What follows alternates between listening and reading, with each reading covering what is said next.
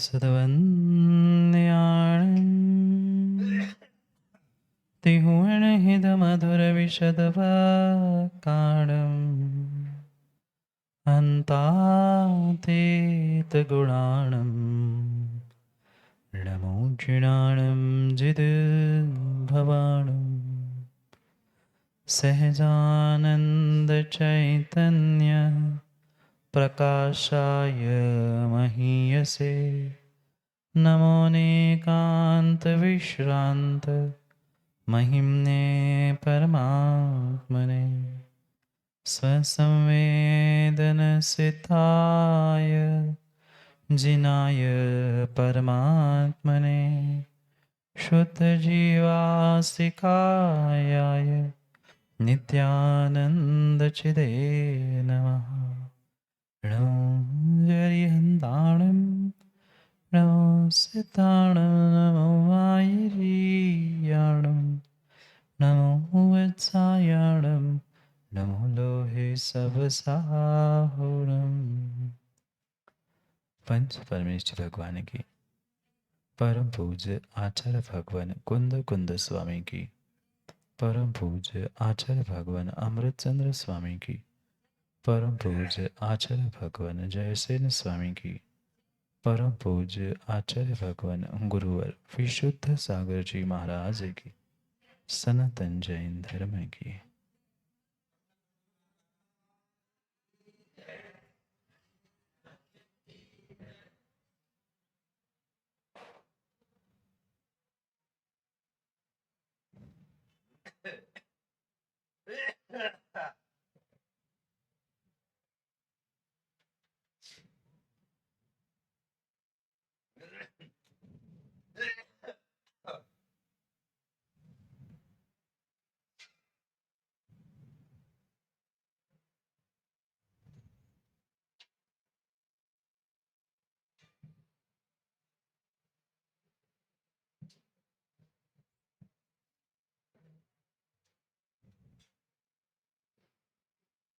अंतिम निर्देश। वर्धमान स्वामी के शासन में हम सब विराजते हैं और उनकी यह पावन पीयूष देशना हम सभी के लिए परम उपकारी।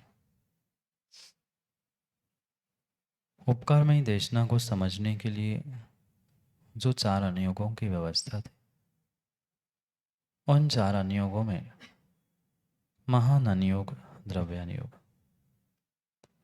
और उस द्रव्यानुयोग के रहस्य को समझने के लिए हम सभी यहाँ पर पंचास्तिकाय ग्रंथ का स्वाध्याय कर रहे हैं। भव्यात्माओं, आचार्य प्रवर कुंद कुंद स्वामी ग्रंथराज पंचास्तिकाय में हम सभी भव्यों के लिए उन 5 विशेष द्रव्यों का व्याख्यान करने वाले, जिनमें अस्तित्व के साथ कायत्व था। ऐसे उन 5 आस्तिकायों की मुख्यता से 6 द्रव्य, 7 तत्व, 9 पदार्थ आदि का प्ररूपण हमारे लिए यहाँ कुंद कुंद भगवान करने जा रहे हैं। इसी क्रम में हम उन 5 आस्तिकायों के लिए जो निमित्तभूत परिवर्तन के लिए बनने वाला था, जिसका वर्तना ही लक्षण था, ऐसे काल द्रव्य पर हम सभी चर्चा कर रहे थे। काल स्वयं में द्रव्य है, भले ही समझ में उसकी पर्याय क्यों न आ जाए। पुनः समझना, भले ही हम काल को पर्यायों से जान रहे हैं, पर पर्याय वही होती है जहाँ द्रव्य हुआ करता है। द्रव्य के अभाव में पर्याय और पर्याय के अभाव में द्रव्य संभव नहीं होता।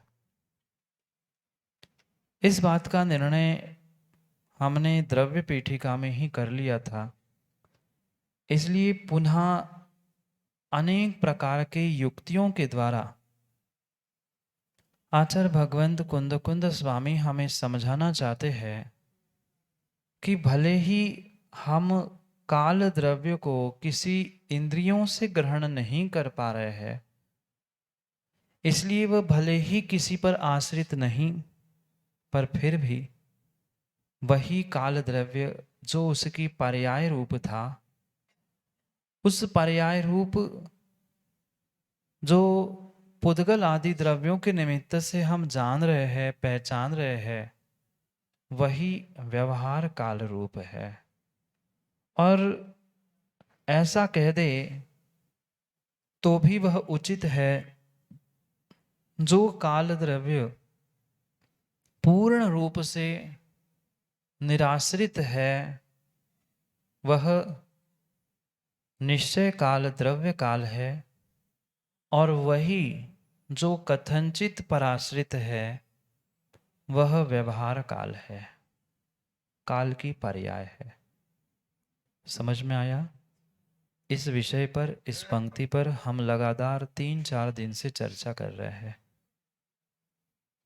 इसी बात को युक्ति संगत कहते हुए आचार्य भगवंत हमें युक्ति प्रदान कर रहे हैं कि ये जो आप पराश्रित काल द्रव्य को जो व्यवहार काल द्रव्य के रूप में स्वीकार कर रहे हो, उस पराश्रित काल द्रव्य के लिए आश्रयभूत कौन था?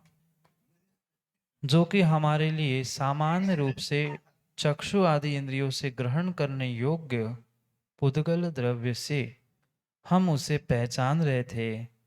इसलिए कथनचित कथनचित काल द्रव्य पुद्गल के अधीन है। कथनचित 3 बार कह रहा हूं, सर्वथा मत मान लेना।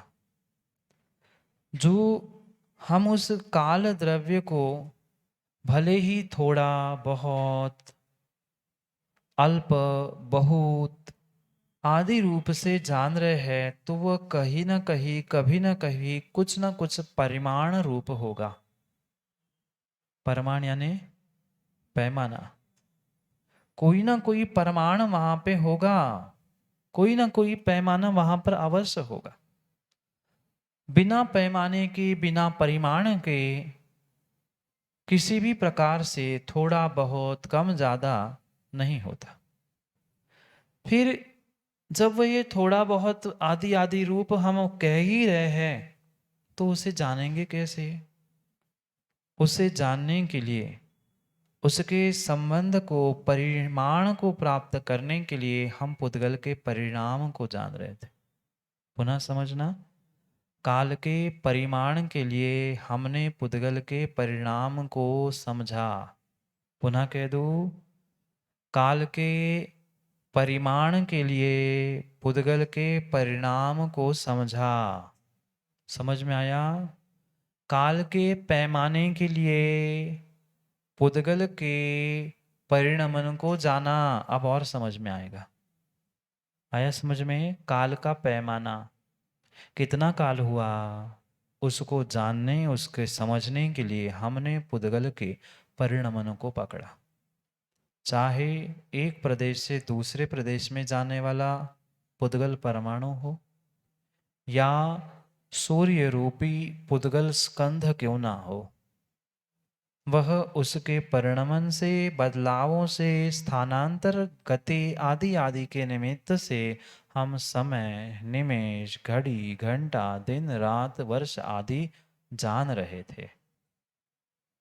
इसलिए कथनचित ये युक्ति से युक्त है, सत्य युक्ति से युक्त है कि ये काल द्रव्य जो कि व्यवहार काल रूप है, पर्याय काल रूप है, वह इस पुद्गल के निमित्त से आश्रित है। विषय समझ में आया? कल यही हमने गाथा नंबर 26 और उसकी समय व्याख्या टीका, इन दोनों में समझने का प्रयास कर चुके हैं। अब इसी बात को ध्यान में रखते हुए हम आगे उस समय व्याख्या को पुनः समझने का प्रयास करते। माँ, कल तक का विषय समझ में आया था ना? याद है ना? जो भी व्यवहार काल है, छोटा बड़ा, ये पूर्ण रूप से कहीं ना कहीं किसी से संबंध रखने वाले पैमाने से ही जाना जा सकता है। तो पैमाना कौन सा है, उसका परिमाण कौन सा है, तो उस परिमाण को निश्चित करने के लिए पुद्गर का परिणमन बदलाव हमने समझा। और इसीलिए निश्चय से काल द्रव्य आश्रित नहीं होते हुए भी, निश्चय से काल द्रव्य आश्रित नहीं होते हुए भी कथनचित व्यवहार अपेक्षा से वही पराश्रित है, उद्गल से उत्पन्न होता है। कथनचित, ये विषय हमने कल पहले पैराग्राफ में पढ़ा था। दूसरा पैराग्राफ शुरू करते हैं। गाथा नंबर 26, समय व्याख्या आचार्य भगवंत अमृतचंद स्वामी। तदत्रास्तिकाय सामान्य प्ररूपणाया मस्तिकायत्वाभावात् दनुपन्यस्य मानोऽपि जीव पुद्गल परिणामान्यथानुपपत्या निश्चय रूपस्तत् परिणामायत्ततया व्यवहार रूपः कालोस्तिकाय पंचकवल्लोकल रूपेण परिणत इति खरतर दृष्ट्याभ्युपगम्यत इति। मिल गया क्या? एक छोटा सा वाक्य, छोटा सा है ना, छोटा सा वाक्य, अर्थ करते। पहले संधि का विच्छेद करके पढ़ने का प्रयास करते हैं, फिर उसका अर्थ करते। तद अत्र अस्तिकाय सामान्य प्ररूपणायाम अस्तिकायत्व अभावात् साक्षात् अनुपन्यस्य मानः अपि जीव पुद्गल परिणाम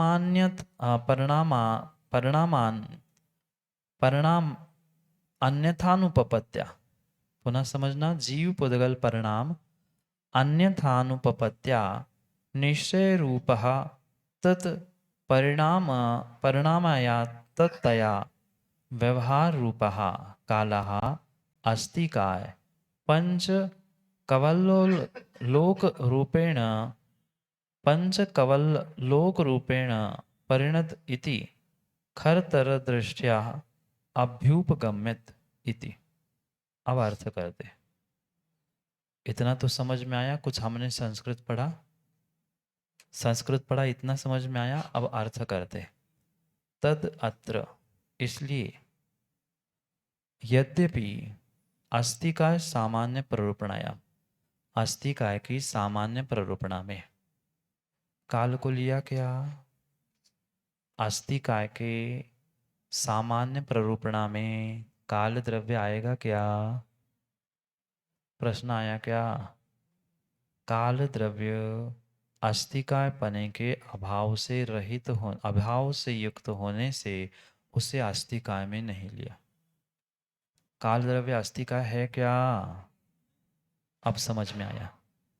काल द्रव्य में अस्तिकाय पना है क्या? तो अस्तिकाय पने में काल द्रव्य को लिया क्या? नहीं लिया। तो यहाँ यही कह रहे, काल को अस्तिकाय पने के अभाव के कारण यहाँ अस्तिकाय की सामान्य प्ररूपणा में साक्षात कथन नहीं किया। क्या नहीं किया? क्योंकि अस्तिकाय है ही नहीं है, तो उसमें कथन काल का हो ही नहीं सकता।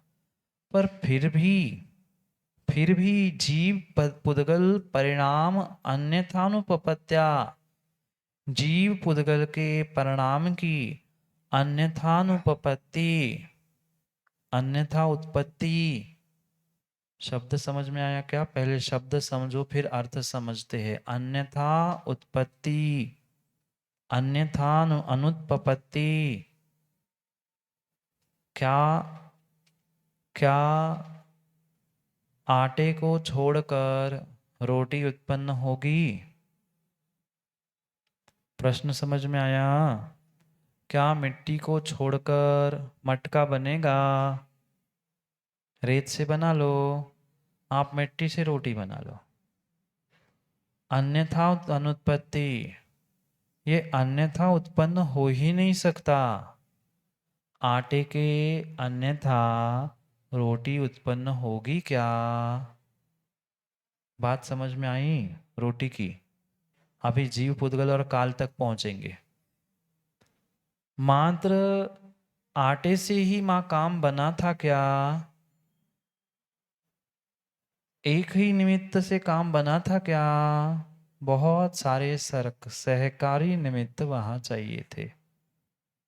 विषय समझ में आ रहा है? रोटी हो चाहे मटका हो, उसके लिए आटा और मिट्टी जितनी जरूरी थी, उतने ही निमित्तभूत कुंभकार, चक्र, चीवर, पानी, बेलन आदि ये सब कुछ सहकारी चाहिए थे। इनके अन्यथा, अन्यथा समझते ना, इसको छोड़ के, इनको छोड़ के, किनको? माँ को, आटे को, रोटी को, सॉरी बेलन को, पाटे को छोड़ के रोटी बनी। अन्यथा उत्पत्ति, अन्यथा अनुत्पत्ति, अन्यथा उत्पन्न हो ही नहीं सकती। भले ही माँ की जगह कोई पुरुष हो, पर जीव द्रव्य कोई ना कोई सहयोगी चाहिए पड़ेगा। समझ में आ रहा है क्या? ऐसे ही, ऐसे ही काल द्रव्य के लिए परिणमन तो स्वयं कर रहा है काल, प्रत्येक द्रव्य कर रहा है, पर उसके परिणाम की अन्यथानुपपत्ति सिद्ध किससे की जाती है? वह काल से ही की जाती है। पुनः समझे, काल में होने वाला बदलाव हम किससे समझ रहे हैं? जीव पुद्गल से।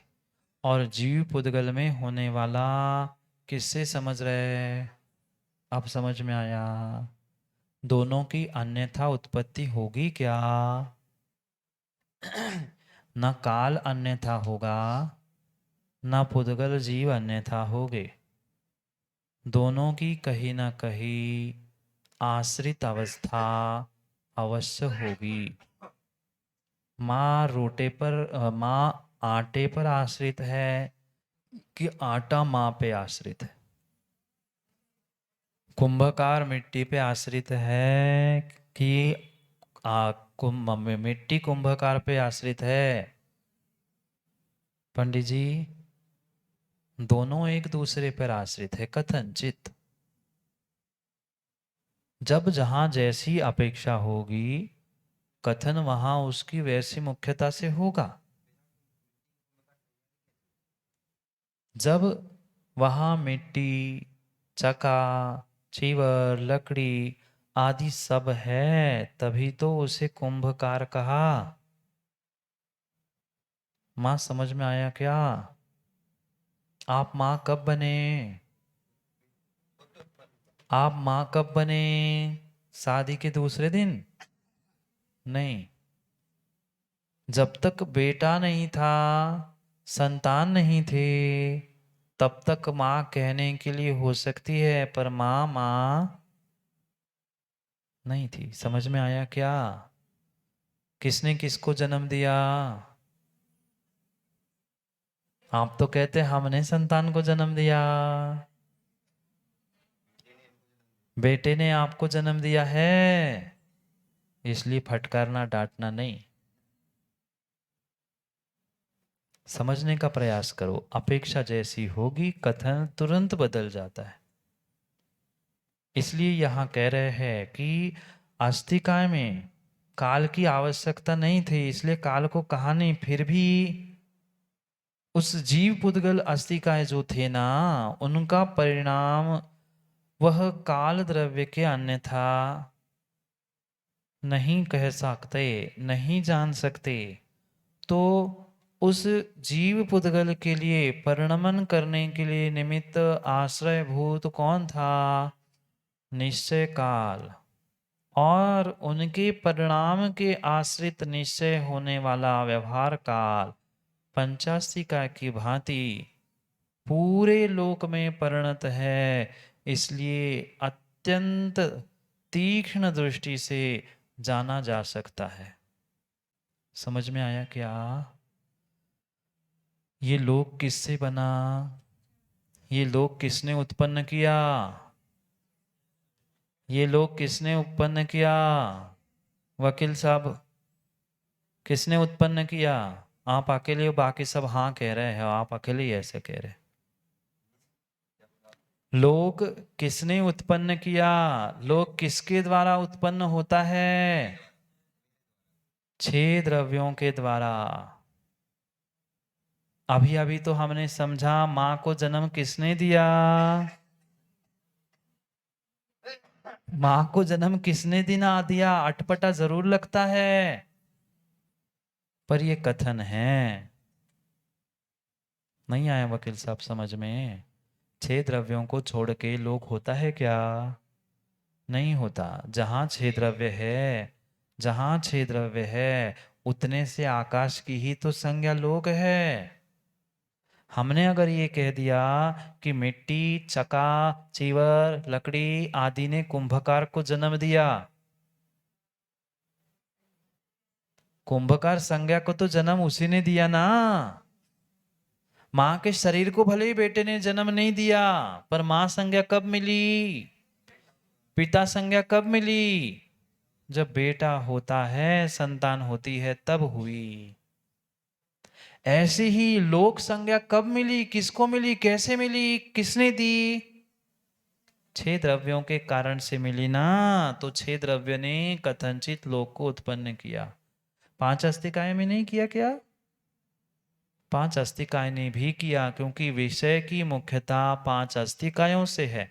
तो यहाँ यही कहा जा रहा है कि 5 अस्तिकायों में काल की आवश्यकता नहीं थी, कथन भी नहीं किया था, पर फिर भी जीव पुद्गल जो भी परिणमन कर रहा है, उसकी अन्यथा उत्पत्ति परिणमन काल द्रव्य निश्चय काल के अभाव में हो ही नहीं सकती। फिर जब जिसके अभाव में हो नहीं सकती, तो जैसे पंचास्ति काय से लोक बना है, लोक समझ में आ रहा है, लोक परिणत हो रहा है, लोक बदल रहा है क्या? लोकाकाश बदल रहा है कि नहीं चेतन जी? जब बेटा मां को जन्म दे सकता है महाराज, तो बहुत कुछ हो सकता है। बिना समझे ना करे, ना कहे, समझने का प्रयास करे। लोक बदल रहा है कि नहीं? लोक के द्रव्य बदल रहे हैं, तो लोक भी, विदिशा के लोग बदलेंगे तभी तो विदिशा बदला कहे जाएगा वकील साहब। विदिशा के तुमने बिल्डिंग बदली, सो क्या बदला? लोगों की सोच और लोगों की मानसिकता ही नहीं बदली, तो क्या बदला? भारत क्यों नहीं बदला? प्रगति तो कर ली, पर सोच नहीं बदली, सो बदला नहीं। समझ में आया? जैसे 5 अस्तिकाय, जैसे 5 अस्तिकाय लोक के बदलाव के लिए निमित्त है, ऐसे ही काल को भी अति तीक्ष्ण दृष्टि से जाना जाना चाहिए। जानो। तीक्ष्ण कौन सी? कोई चुभाने वाली तीक्ष्ण सुई या बाकी कुछ नहीं, बहुत पारखी नजर से देख लो। वे बदल रहे हैं और उनको बदलने लिए कौन निमित्त है? 5 अस्तिकाय बदल, लोक बदल रहा है, पहली बात समझो। किससे बदला लोक? 5 अस्तिकाय बदले। 5 अस्तिकाय किससे बदले? काल से बदले। इसलिए काल लोकों के लिए आवश्यक है कि नहीं? ये तीक्ष्ण बुद्धि से, अत्यंत तीक्ष्ण दृष्टि से जानना चाहिए, जान सकते हो। समझ में आया क्या? पंचास्तिकाय की भांति लोक रूप में भी काल द्रव्य परिणत कर रहा है, काल को भी और लोक को भी परिणत कर रहा है। काल द्रव्य प्रोफेसर साहब लोक को परिणत कर रहा है कि नहीं? समझ में आया क्या? जैसे पंचास्तिकाय लोक में परिणत हो रही है, लोक को परिणत करने के लिए निमित्त हो रही है, ऐसे काल भी हो रहा है। समझ में आया? और जो समझ में आ रहा है वही व्यवहार काल है, जो इन 5 अस्तिकायों से और विशेष करके जीव पुद्गल के परिणमन से देखने में आ रहा है, उसके बदलाव से समझ में आ रहा है, वह निश्चय काल का ही पर्याय रूप व्यवहार काल परिणत हो रहा है। निश्चय काल की ही पर्याय है ना, जिसे व्यवहार काल हमने कहा। आया समझ में? इसलिए कथनचित कथनचित कथनचित व्यवहार काल पुद्गल पर आश्रित है। आया समझ में? घुमा घुमा के घुमा घुमा के घुमा घुमा के वही ला रहे हैं।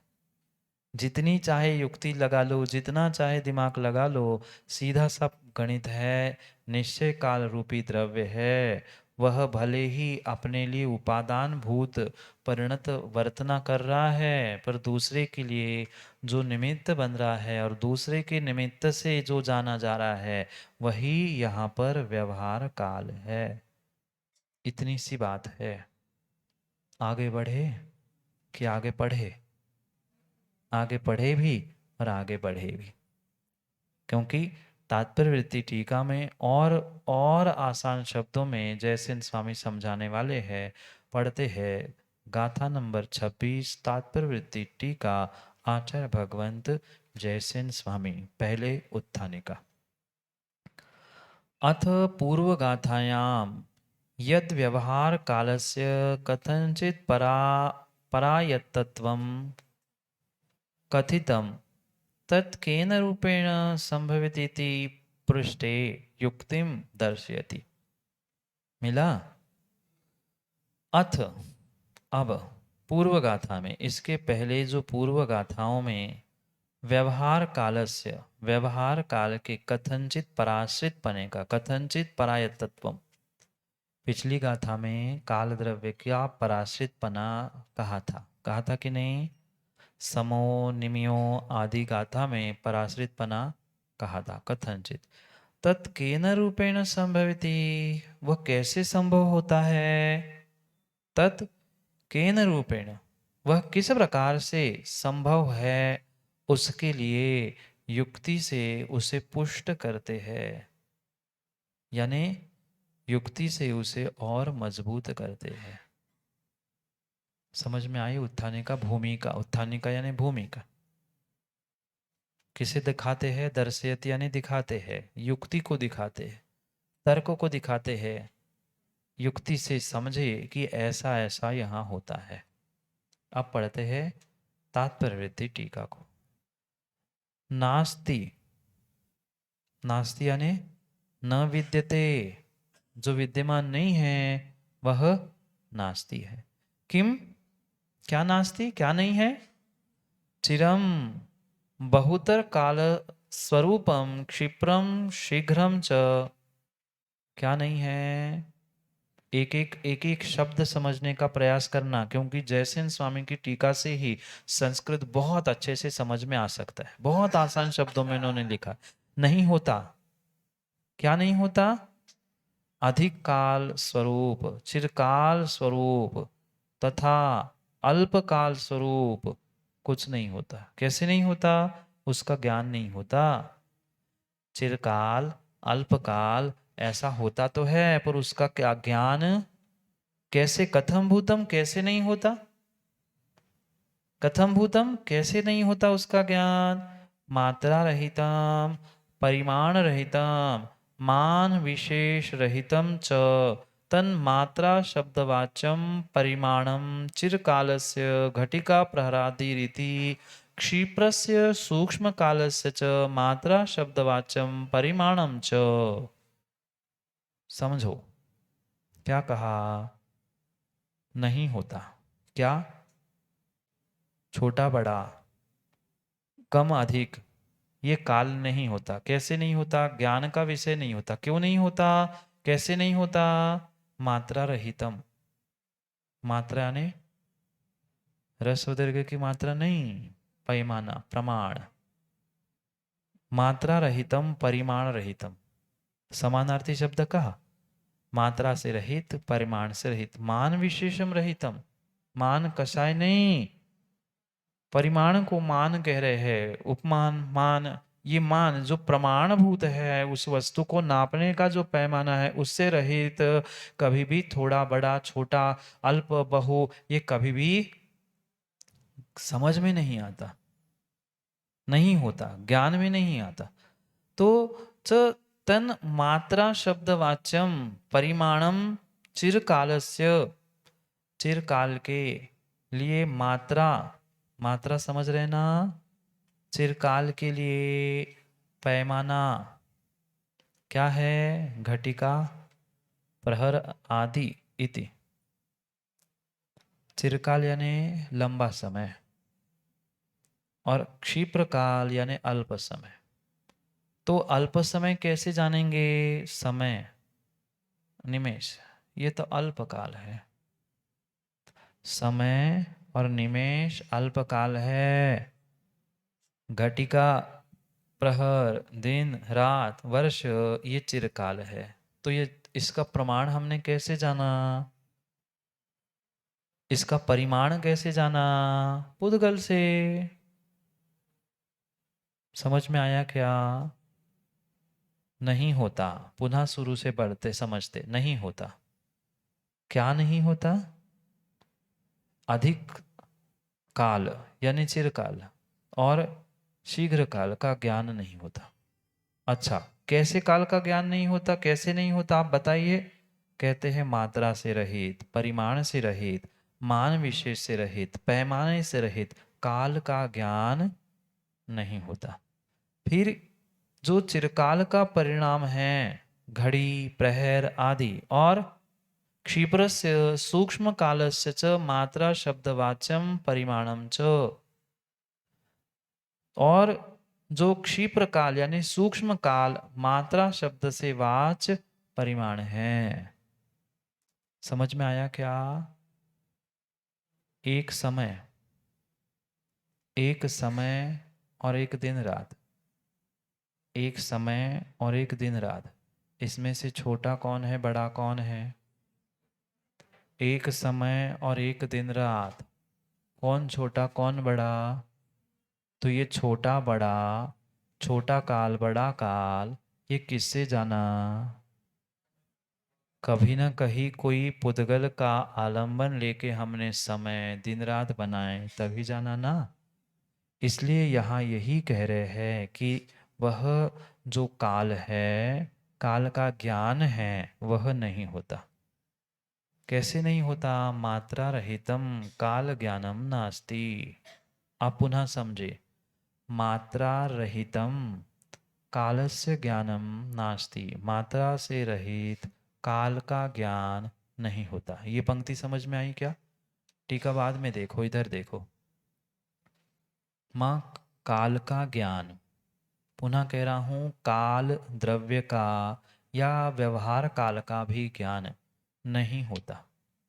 कैसे नहीं होता, मात्रा के प्रमाण से, परिमाण या पैमाने से रहित नहीं होता।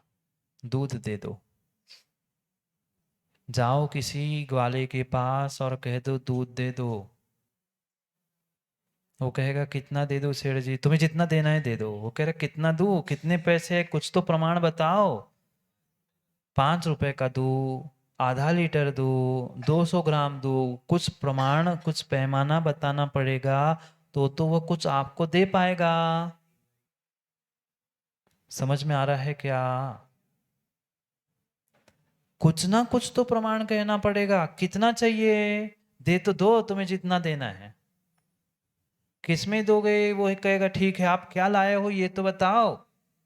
वो बर्तन को देख के समझेगा हाँ इसमें इतना आता है तो इतना देना चाहिए। तो कहीं ना कहीं मात्रा प्रमाण पैमाना होना चाहिए, परिमाण होना चाहिए, तभी वह वस्तु नापी जा सकती है, समझी जा सकती।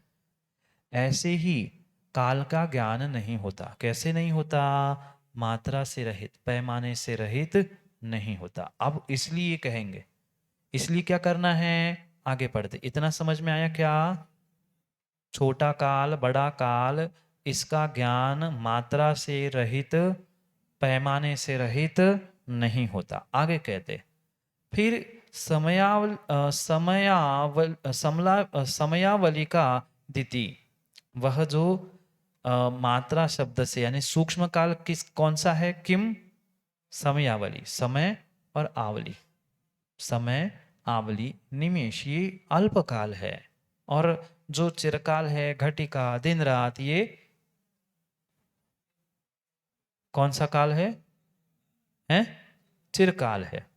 फिर कहते हैं सूक्ष्म कालस्य या समयादि मात्रा सा मंद गति परिणत पुद्गल परमाणु नयन पुट विघटन आदि पुद्गल द्रव्येण बिना न ज्ञायते। चिरकाल घटिकादि रूपा मात्रा च घटिका निमित्त भूत जल भाजनादि द्रव्येण बिना न ज्ञायते। अब कुछ समझ में आया? और पुनः एक बार मैं पढ़ता हूं, धीरे से समझने का प्रयास करना। सूक्ष्म कालस्य, सूक्ष्म काल का, या और अथवा समय आदि मात्रा, ये समय आदि जो हमने परिमाण कहा वह क्या है? सा मंद गति परिणत पुद्गल परमाणु, वह कैसा है? मंद गति से जो पुद्गल परमाणु परिणत हो रहा है। और जो नयन पुट विघटन, नयन आंख, पुट पलक, एक आंख का पलकना यानी पलक का झपकना यानी क्या था? निमिष था कि नहीं? तो उस एक आंख के पलक के झपकने के निमित्त से ये दोनों पुद्गल परमाणु और आंख की नयन का पटल यानी नयन का जो पलक है वह पुद्गल द्रव्य है कि नहीं? पुद्गल द्रव्येण बिना न ज्ञायते, नहीं जाना जाता। अब और समझ में आएगा। सूक्ष्म काल कौन सा? समय आदि, समय और निमेष, ये जो सूक्ष्म काल है वह कैसे जाना जाएगा? परमाणु, आंखों का पलक का झपकना, इससे ये दोनों सूक्ष्म काल जाने जाते, उसके बिना न ज्ञायते, उसके बिना नहीं जाने जा सकते। अब अगली पंक्ति का पुनः अर्थ करते। चिरकाल घटिका आदि, समझ में आया? चिरकाल उदाहरण क्या है? घटिका, दिन रात आदि। रूपा मात्रा च, इसकी मात्रा, इसका परिमाण कैसे कर रहे हैं हम? घटिका निमित्त, घटिका के निमित्त से, और जल पानी, भाजन बर्तन आदि पुद्गल द्रव्य न बिना न ज्ञायते। अब पुनः समझ में आया? वही विषय आचार्य भगवंत दृष्टांत देके कह रहे हैं कि नहीं होता ज्ञान। किसका?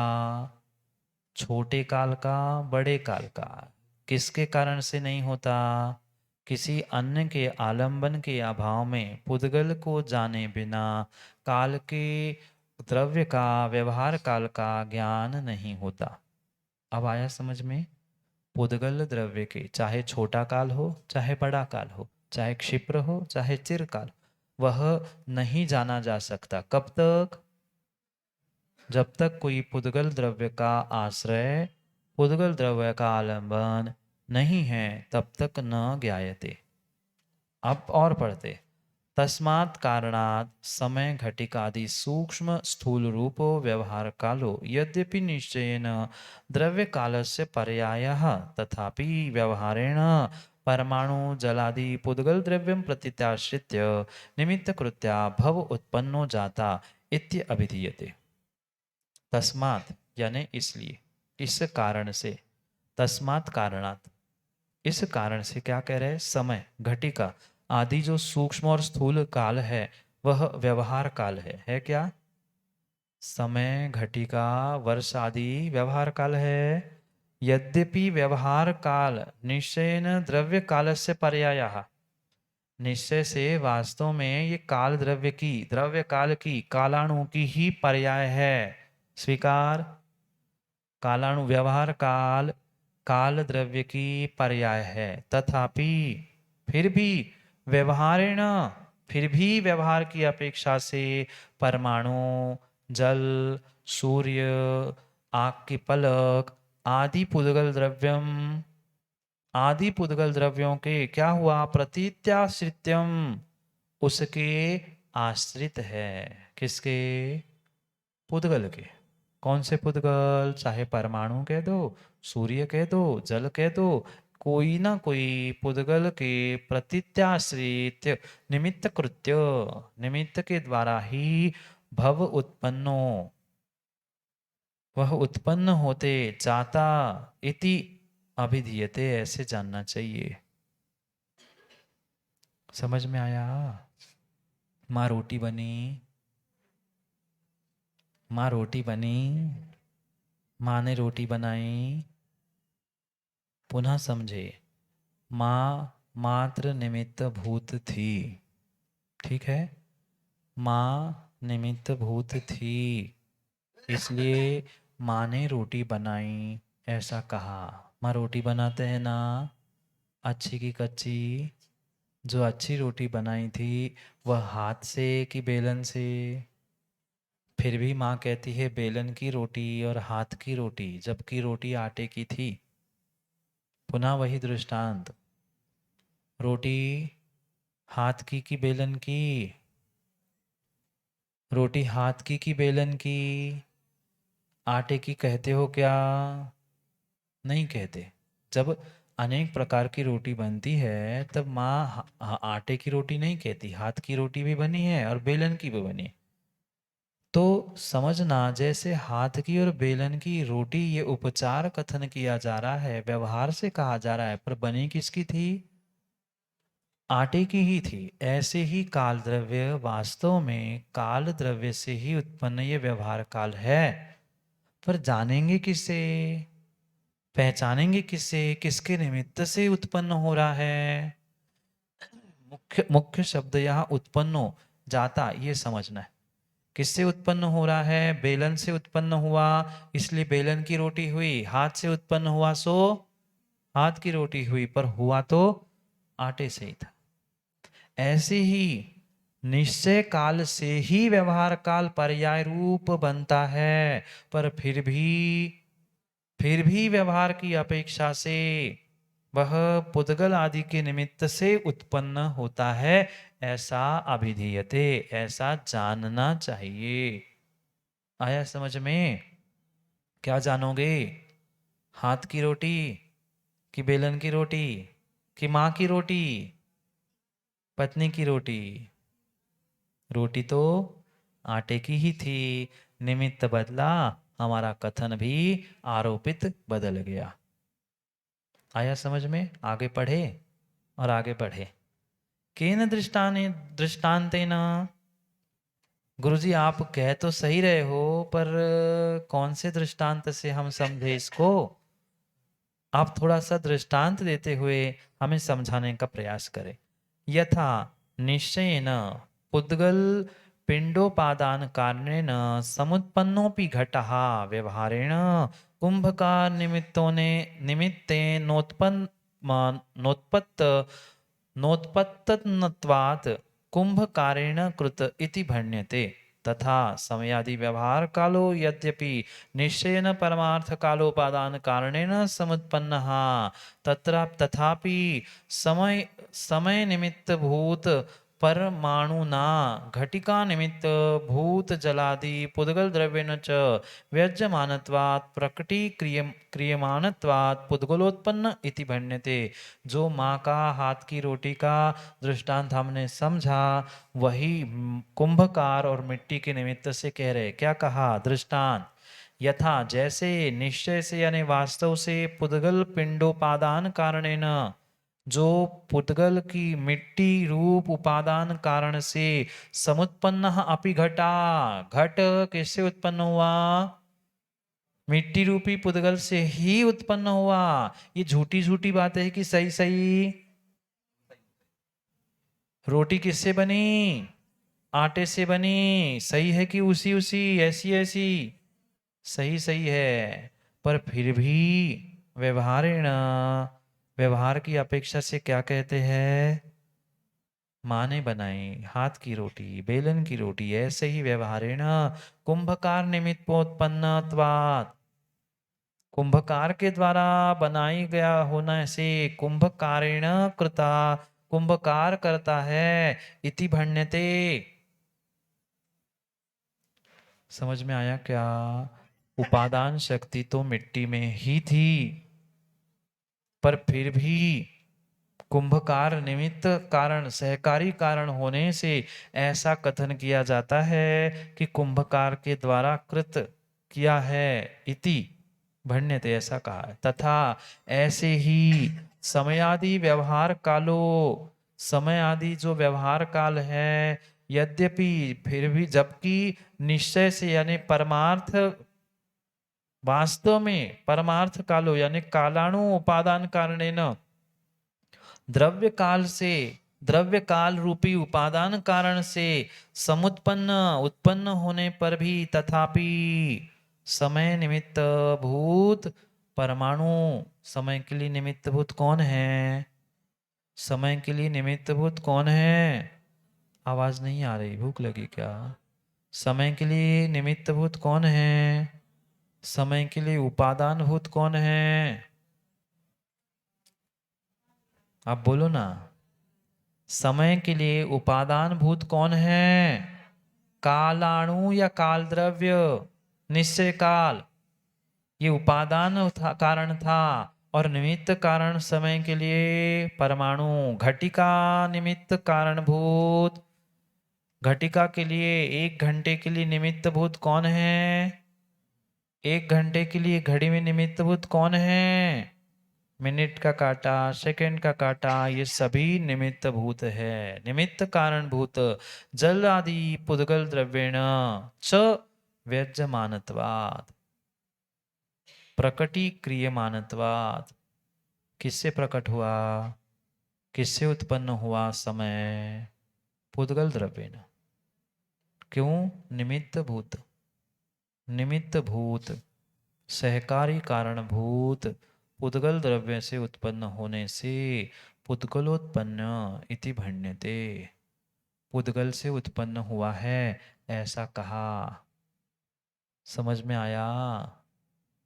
निमित्त भूत कथन और उपादान भूत कथन, वास्तव में आटे से ही रोटी बनी थी, मिट्टी से ही घट बना था, पर बनाने वाले का वहाँ पर उपचार करते हुए, व्यवहार करते हुए उसे कहा कि माँ ने बनाया, पाटे ने, वेलन ने, हाथ ने, कुंभकार ने, जीवन ने, आदि आदि रूप ऐसा जाना जाता है, ऐसा प्रकट होता है, इति भण्यते, ऐसा कहा है। समझ में आया कि नहीं आया? आया समझ में? पुनरअपि कश्चिद आह, आ गया माया से? कभी तो ऐसे आता है कि ऐसे ही आता है? आता है, अच्छी बात है। पुनरअपि कश्चिद आह, और भी ये कैसा है, ये कहते हैं। समय हो गया है, पढ़ना है बस। व्यवहार से ही बात है, बात जब भी होगी चेतन जी, बात जब भी होगी, बात है मतलब व्यवहार है, बात है मतलब माँ भेद है, भेद है मतलब व्यवहार है। इसलिए ये व्यवहार से हम जान रहे हैं, देख रहे हैं, पर वास्तविकता में जो है सो है। समय भी जो है सो है। पढ़ना है तो हम तो पढ़ते, पढ़ दे। अब हाथ की रोटी और बेलन की रोटी का निर्णय करने जाना है माता। अब चाहे मशीन की भी आ गई हो, तीसरा दृष्टांत आने वाले समय में देना पड़ेगा, मशीन की रोटी। एक पैराग्राफ और पढ़ते। पुनरअपि कतः कश्चित आह, पुनः और भी कैसा है ये कहते, समय रूप एवं परमार्थ कालो न चान्यः कालाणु द्रव्य रूपीति। प्रश्न पूछा, समय रूप एव परमार्थ कालो न च अन्य कालाणु द्रव्य रूपीति। बहुत अच्छी बात कह रहे हैं। यहाँ मतार्थ प्रारंभ हुआ, यहाँ मतार्थ प्रारंभ हुआ। कह रहे हैं कि समय ही को, समय ही तो परमार्थ काल है ना। क्या कहा? समय रूप एव, समय रूप ही, समय रूप ही परमार्थ यानी निश्चय काल, न च अन्य कालाणु द्रव्य रूपीति, कालाणु द्रव्य रूप है ही नहीं। बात आई समझ में? प्रश्न कहा, प्रश्न किया, आप व्यर्थ में कालाणु कालाणु कालाणु कालाणु कर रहे। कालाणु नाम की वस्तु है ही नहीं। निश्चय काल हमारे लिए तो समय ही है। समय ही से तो हमने निमेष कहा, निमेष से ही तो सब आगे के गणित करे ना। तो हमारे लिए तो एक समय ही निश्चय काल है। अन्य कालाणु नाम की वस्तु, कालाणु नाम का द्रव्य न च अन्य, अन्य कोई कालाणु द्रव्य है ही नहीं। ये कौन कह रहा है? ये श्वेतांबर आमनाएं कह रही है काल द्रव्य नहीं होता। उनके लिए समझाया जा रहा है कालाणु है ही नहीं है। हम तो व्यवहार से कहो चाहे कैसे ही कहो, हमारे लिए तो परमार्थभूत समय ही है, और समय से ही आगे सब गणित लग रहा है। तो हमारे लिए परमार्थभूत समय है। कालाणु न च, अन्य कोई कालाणु द्रव्य है ही नहीं। समझ में आया प्रश्न? प्रश्न समझ में आया क्या? हमारे लिए तो माँ ही बनाने वाली है, सो हम माँ को ही रोटी बनाने वाला ही कह रहे हैं, माँ ही रोटी बनी है ऐसा कह रहे हैं। या पाटे को या बेलन को कह रहे बेलन की रोटी, तो बेलन ही की रोटी कह रहे। हम तो आटे को देखा ही नहीं, आटा कैसे होता है। हम क्यों माने आटा भी होता है, हम क्यों माने मिट्टी भी होती है। हमने जितना देखा हम तो उतना ही कह रहे, वही हमारे लिए निश्चय काल है। अन्य तो कोई आटा नाम की चीजें ही नहीं है। ऐसा है क्या? नहीं है। ऐसा निश्चय काल का अभाव मत कीजिए।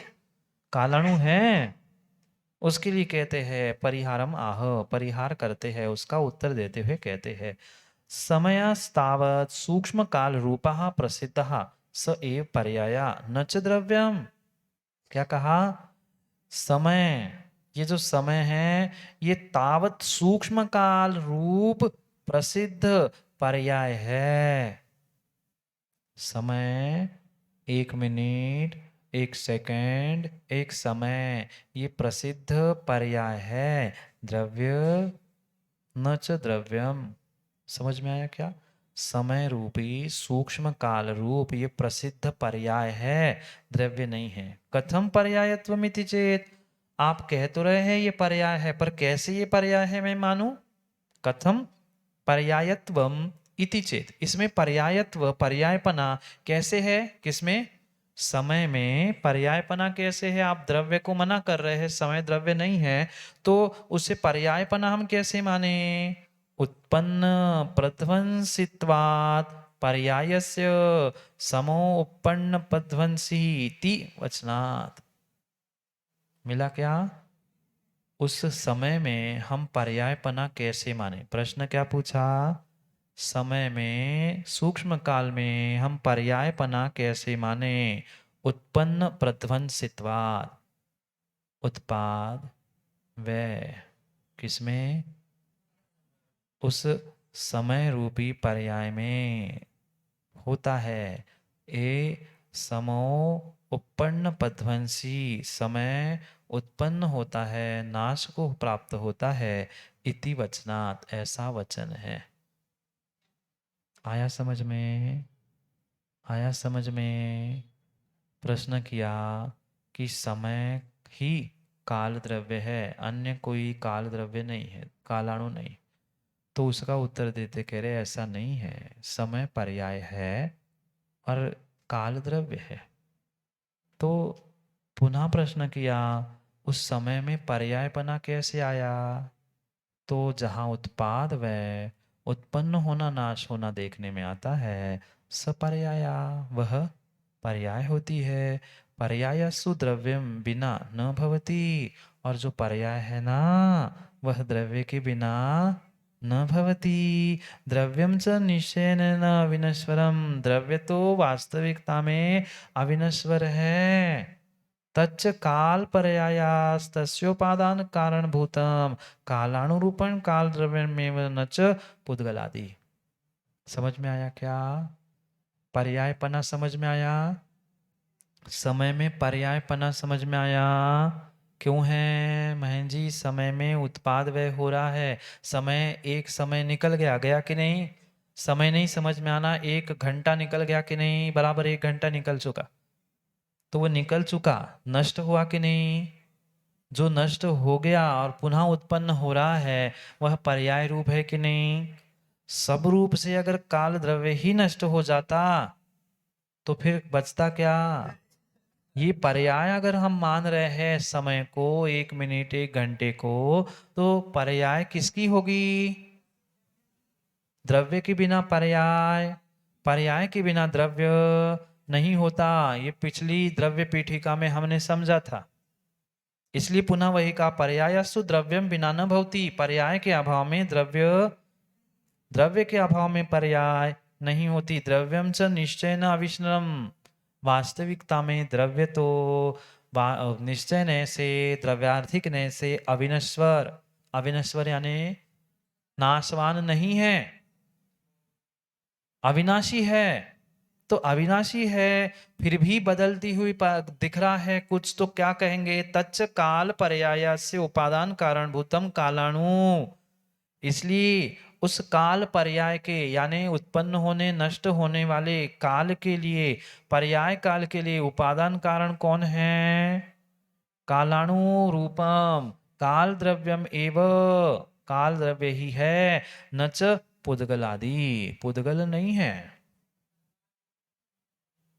मिट्टी के घट बनने के लिए, आटे से रोटी बनने के लिए उपादान कारण कौन है? आटा या मिट्टी? भले ही, भले ही उस आटे और मिट्टी में बदलाव हम देखते हुए वह घट और रोटी देख रहे हैं, पर वह माँ या कुंभकार, पाटा बेलन चका, ये उसमें उपादान कारण है क्या? निमित्त भूत, मात्र निमित्त भूत है। तथापि कस्मात, ये भी कैसे है? कहते हैं उपादान कारण सदृशत्वात् कार्यस्य मृत पिंडोपादान कारण समुत्पन्न घट कार्यवदीति। ये प्रसिद्ध है, जैसा उपादान कारण होता है, सदृशत्वात् कार्यस्य, कारण जैसा है वैसा ही, पुनः पूछ रहा हूं, कारण जैसा होता है वैसा ही कार्य होता है। माँ, आटा अच्छा है तो रोटी भी, आटा खराब है तो रोटी भी, जैसा कारण होता है, जैसा उपादान कारण होता है, वैसा ही वह सदृश, बिल्कुल वैसा ही उसके समान ही होगा। अब आटा सफेद है, आटा सफेद है, रोटी काली होगी क्या? जल जाए तो बात अलग है, बनाना नहीं आती वो भिन्न विषय। पर समझदार माँ काली बनाएगी रोटी की सफेद? भाई आटा सफेद है तो रोटी भी सफेद बनेगी। हैं, चाहे जलने की बात नहीं, बात प्रश्न ये, जल जाएगी तो बात ही खत्म, लाइन से बाहर गए। पर आटा सफेद है तो रोटी भी सफेद ही बनेगी। और आटा काला है तो रोटी काली, आटा काला होता है कि नहीं? अरे यार, बाजरी का कैसी रोटी बनाते हैं आप लोग? रोटी आप बनाते, हमें याद दिलाना पड़ता। मैंने कब कहा गेहूं की? जैसा उपादान होता है, उपादान कारण वैसा ही सदृश कार्य होता है। मृत पिंडोपादान कारण, मिट्टी के उपादान कारण से उत्पन्न घट भी समुत कार्यवत वैसा ही कार्य होता है, भिन्न प्रकार से कार्य नहीं होता। समझ में आया? जैसा उपादान कारण है वैसा ही कार्य होता है, ये प्रसिद्ध है। इसलिए ये उपादान कारण काल ही है, कालाणु ही है, उसके अनुसार ही वह व्यवहार काल पर्याय रूप होता है, पुद्गल रूप नहीं होता। और इसीलिए वह काल द्रव्य भी है और उसी की पर्याय है, क्योंकि द्रव्य के अभाव में पर्याय नहीं होती। समय हो गया है, कल पुनः समय पर अगले परिच्छेदों के द्वारा निर्णय करने के लिए समय पे मिलते हैं, क्योंकि समय पे किया गया काम समय को दिलाता है। बोली भगवान महावीर स्वामी की